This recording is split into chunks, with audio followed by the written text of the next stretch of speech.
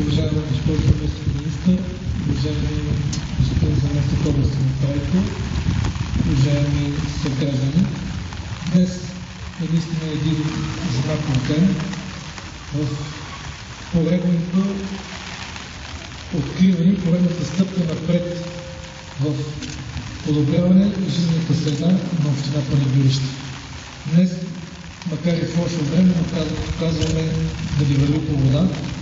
Ние официално ще отрежем лентата или ще обявим приключването на проекта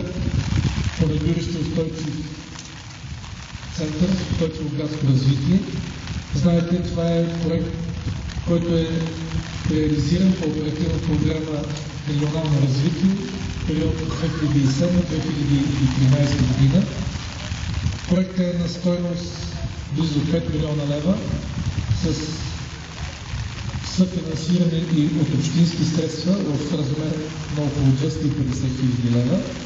Знаете, изцяло е модернизирана централната градска част, градския парк, части от мемориалния комплекс Априлци, така че смеем да твърдим, че това е наистина знаков проект, който даде визията на Панагюрище и го доближава по-близко до европейски стандарти и го превръща в едно от най-добрите места за живеене.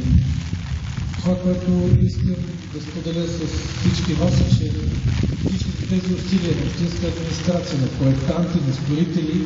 нямаше да бъдат ефективни, ако не беше и оказаната методическа помощ от страна на управляващия орган, чийто ръководител е госпожа Николова, и искам тук да ви благодаря за това, че ние винаги в всяка на нашия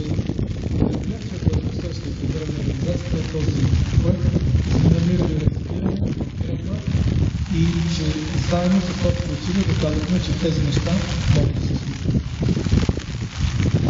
Благодаря на още един път на всички участници в реализацията на този проект и нека бъдем живи и здрави